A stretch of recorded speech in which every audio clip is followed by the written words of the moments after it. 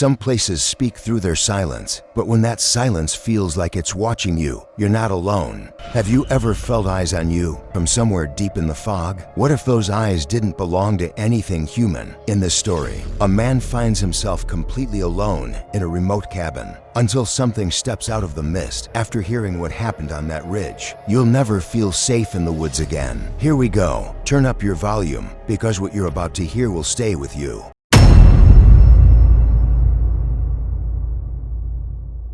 This all went down a few months ago, right as winter was finally giving up its ghost.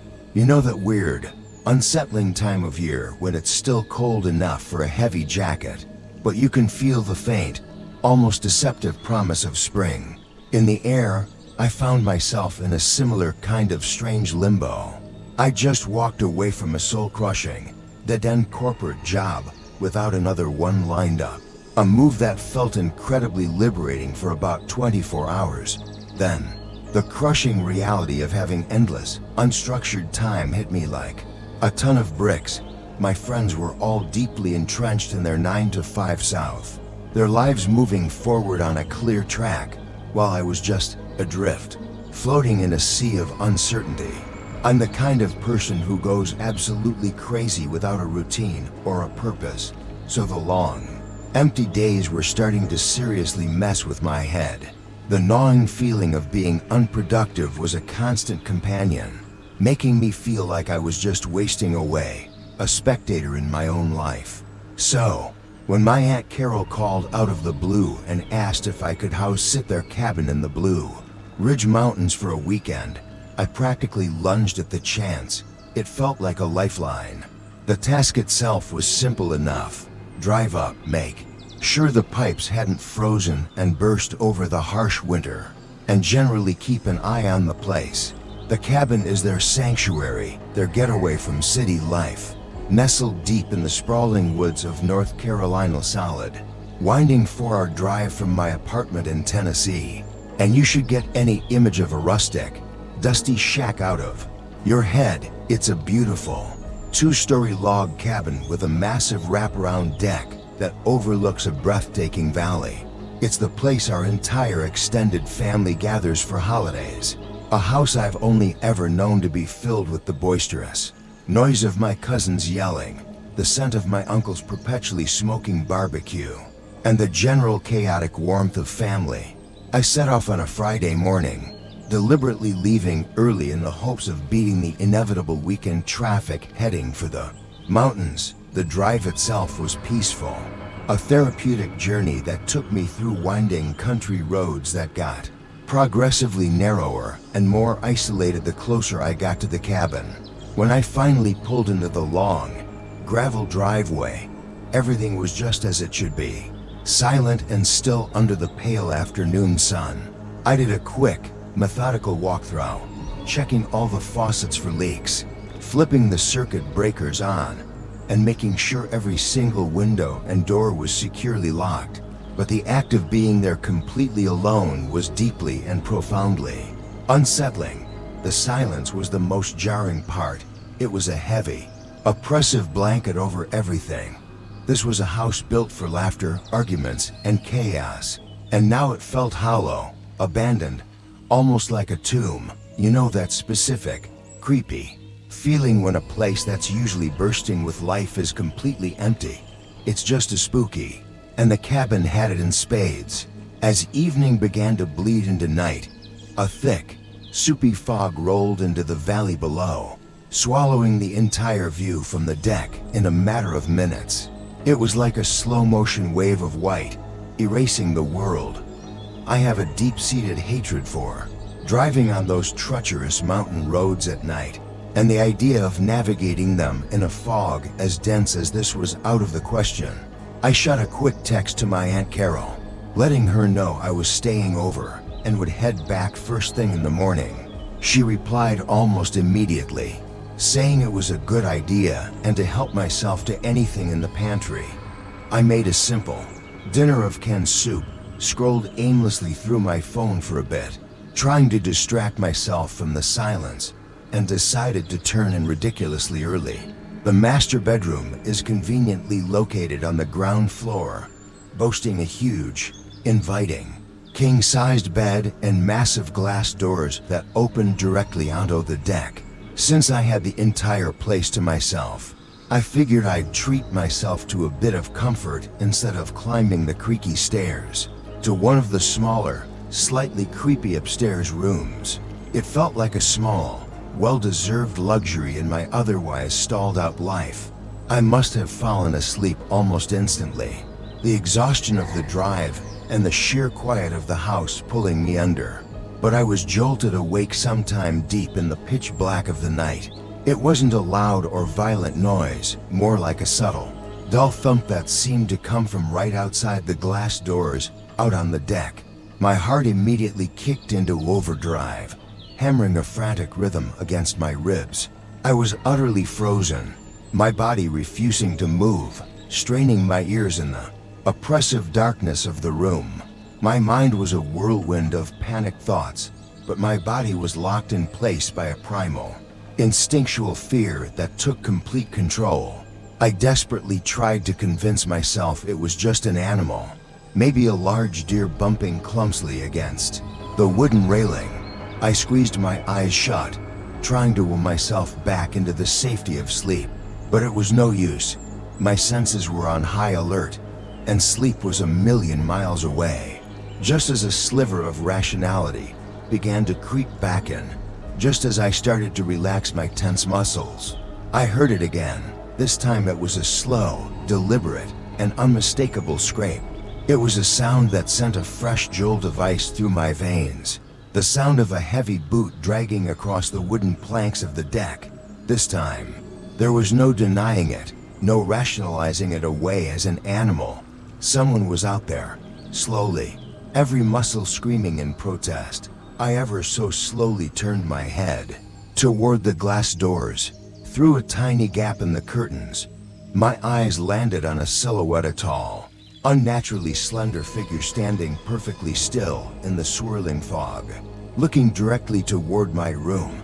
It was just standing there, a black cutout against the gray, motionless in a way that felt predatory. An absolute eternity seemed to pass in those few, terrifying seconds. Then, as silently and suddenly as it had appeared, the figure turned and walked to the very edge of the deck, where it simply vanished into the thick, white fog. My breath hitched in my throat, trapped in a silent scream.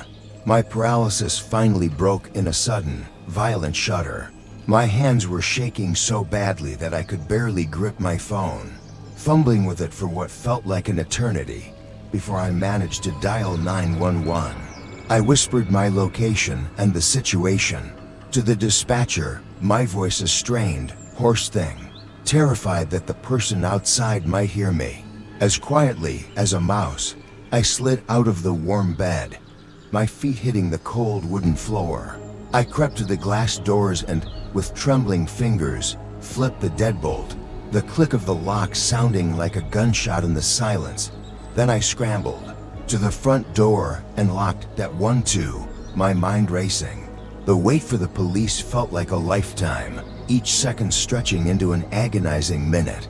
When I finally saw the blessed sight of flashing blue and red lights cutting through the dense fog at the end of the long, dark driveway, I almost collapsed in a wave of pure, unadulterated relief. I met the two officers at the door and quickly, breathlessly, told them what I had seen. They conducted a thorough, professional sweep of the entire property, their powerful flashlights cutting sharp, probing beams through the dense, disorienting fog. After about 20 minutes that felt like 20 years, they came back to the front door and told me the same thing I both expected and dreaded to hear. The house was secure, and there was absolutely no one outside. They had found a single set of heavy footprints on the dew-covered deck, but the trail led directly to the railing, and then just stopped. It was as if the person had walked to the edge and simply evaporated into thin air. On that side of the deck was a steep, rocky drop-off, almost a sheer cliff face, blanketed in darkness and fog. There was no logical or safe way down.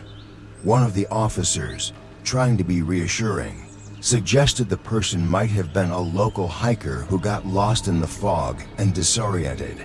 But that didn't explain the stillness, the watching, or where they could have possibly gone.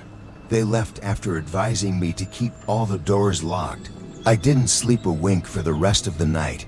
I can't shake the haunting image of that silent figure on the deck, or the terrifying, lingering thought of where they could have possibly gone. For all I know, they never really left the ridge.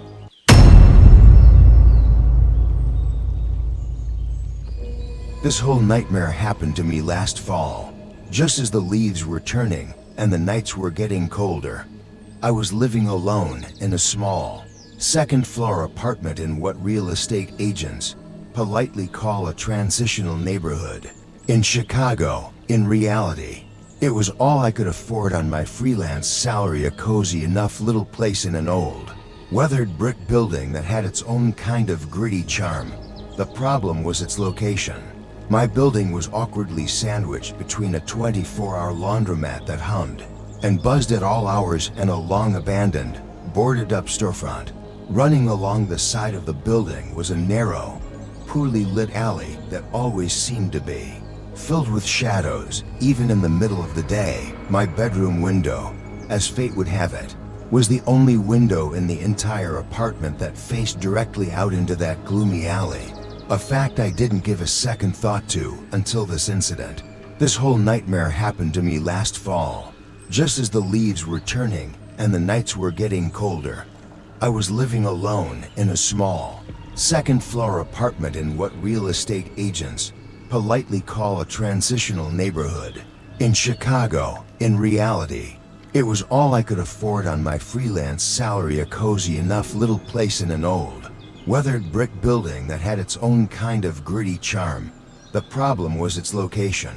My building was awkwardly sandwiched between a 24-hour laundromat that hummed and buzzed at all hours and a long-abandoned, boarded-up storefront. Running along the side of the building was a narrow, poorly lit alley that always seemed to be filled with shadows, even in the middle of the day. My bedroom window, as fate would have it, was the only window in the entire apartment that faced directly out into that gloomy alley.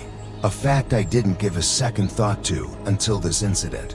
I finished up in the bathroom and walked into my dark bedroom. The blinds were open just a crack, maybe an inch or two, and out of a subconscious habit I've had my whole life, I glanced down into the alley below. That's when my heart stopped. There was a man standing down there, positioned almost directly under my window, shrouded in the deepest part of the shadow cast by the building. He was just standing there, his head tilted up.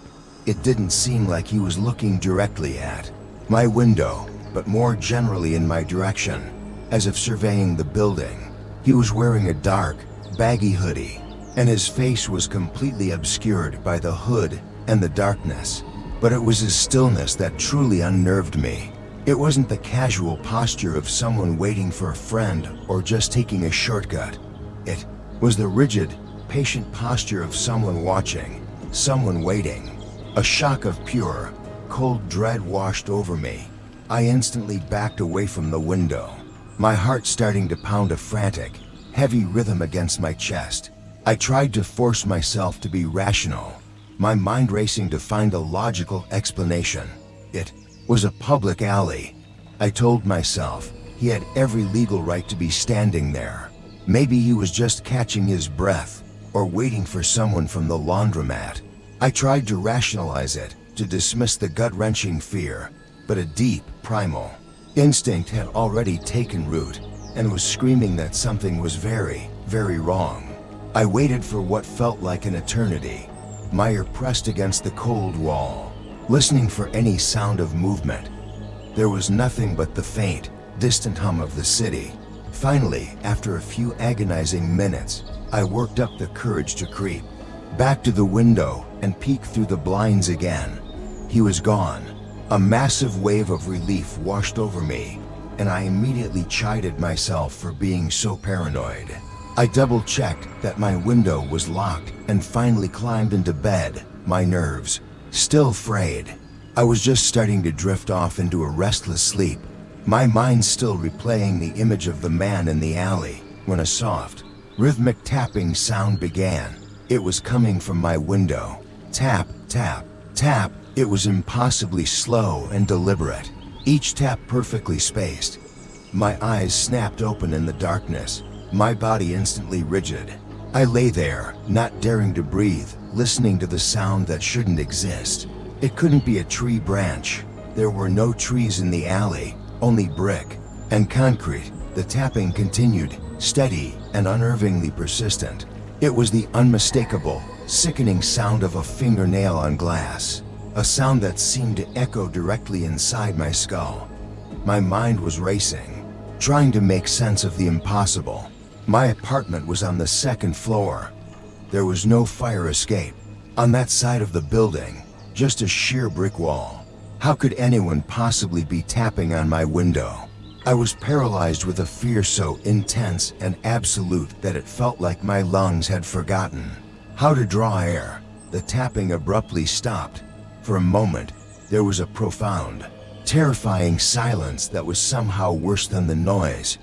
Then, a low, gravelly voice, raspy and guttural, whispered my name from just outside the glass, Sarah. The sound was muffled by the window pane, but it was clear, and it was a complete violation of the sanctuary my home was supposed to be. 1,000 thoughts exploded in my mind at once. How did he know my name? The only logical way was if he'd been going through my mail, which was in the lobby. That meant he hadn't just shown up tonight. He'd been watching me. He knew where I lived, and he knew my name. The thought made me feel physically sick, a cold knot of nausea tightening in my stomach. That was the final straw. The whisper of my name shattered my paralysis and replaced it with pure, survival-driven adrenaline. I grabbed my phone from the nightstand without a second thought and scrambled out of my room, not daring to cast a single glance back at that horrifying window. I bolted into the bathroom and locked the door, my hands shaking so violently I could barely operate the keypad on my phone to dial 911. I whispered what was happening to the dispatcher, my voice trembling, terrified that he would hear me through the door, that he was somehow already inside. The dispatcher's calm, steady voice was a fragile anchor in my sea of absolute panic, and she kept me on the line, asking questions I could barely answer. The minutes stretched into an eternity, each second a new wave of terror. Finally, I heard the distant wail of sirens, a sound I had never been so relieved to hear, growing closer and closer. The police arrived quickly and did a thorough search of the alley and the exterior of the building. They found nothing, no ladder, no ropes, no scuff marks on the brick wall. Absolutely nothing to explain how someone could have reached my second-story window. They found the displaced trash can lid on the ground, just as I'd heard. But that was the only piece of physical evidence.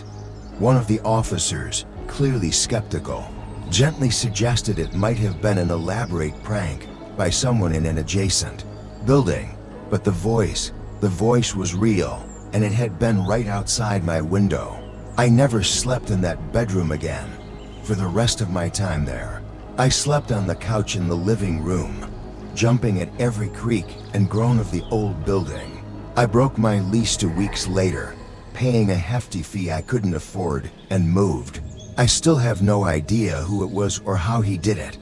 But sometimes, in the dead of night when it's too quiet, I can still hear that slow, deliberate tapping sound in my head, and that gravelly, monstrous voice whispering my name from just outside the window.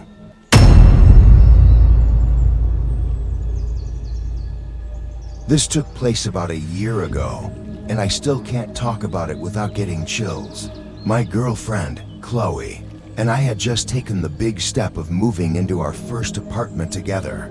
It was a garden-level unit in an older, sprawling apartment complex, the kind of place with long, identical, dimly lit hallways and a faint, perpetually musty smell that you could never quite identify or get used to.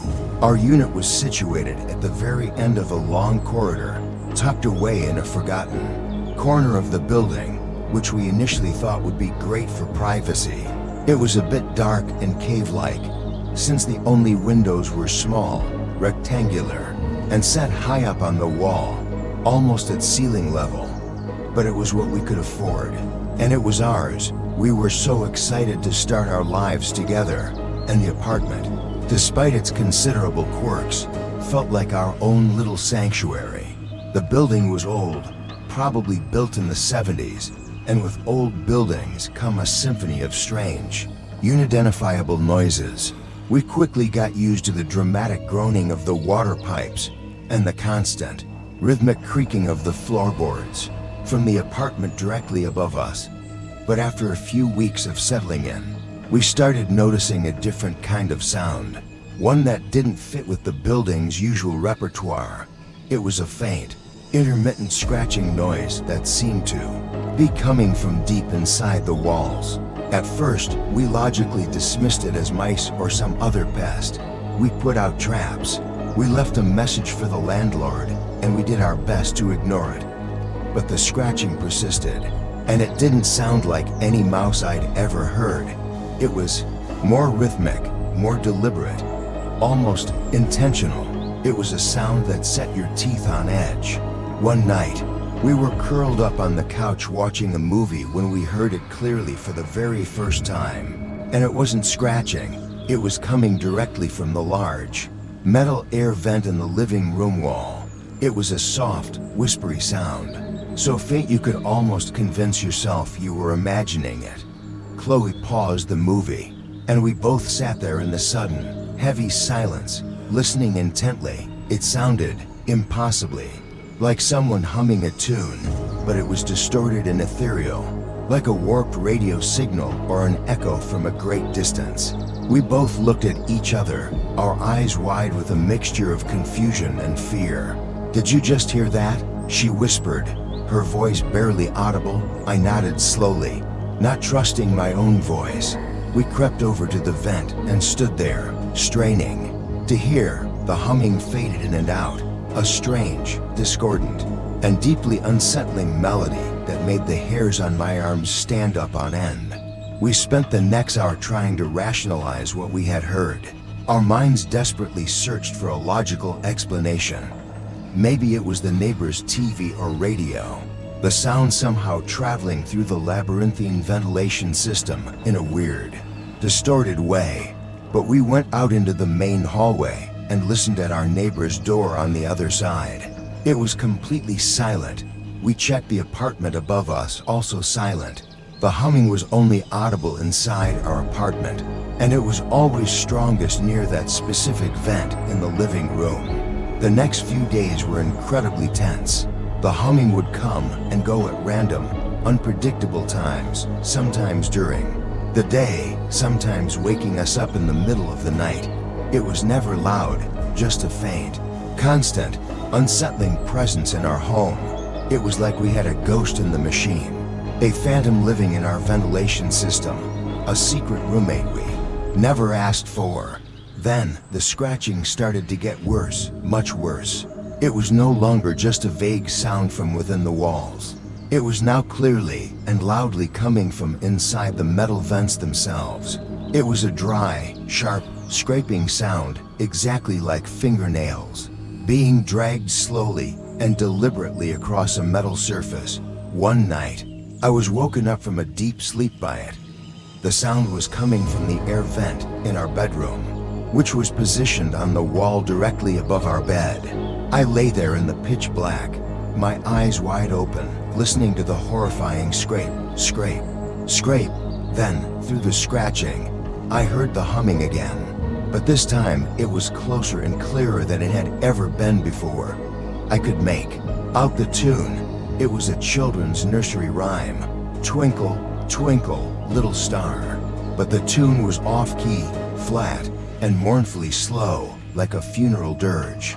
Chloe was normally a very heavy sleeper, but the noise must have penetrated her dreams because she started murmuring and tossing in her sleep, whispering, "Make it stop. Please, make it stop."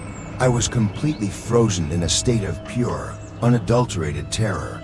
The scratching abruptly stopped, but the awful, off-key humming continued, a low, constant, vibrating drone that seemed to fill the entire room. Then, I heard a new sound, a sound that will haunt me for the rest of my life. A soft, metallic click. It was the unmistakable sound of the screws on the vent cover turning, one by one. Click, click, click, click. My heart felt like it was going to beat its way out of my chest. Someone or something was on the other side of that vent, methodically unscrewing it from the inside. I didn't even think. A surge of adrenaline completely overrode my fear. I grabbed Chloe's arm and shook her awake with a violence that scared me. "We have to go now," I hissed, my voice cracking with panic.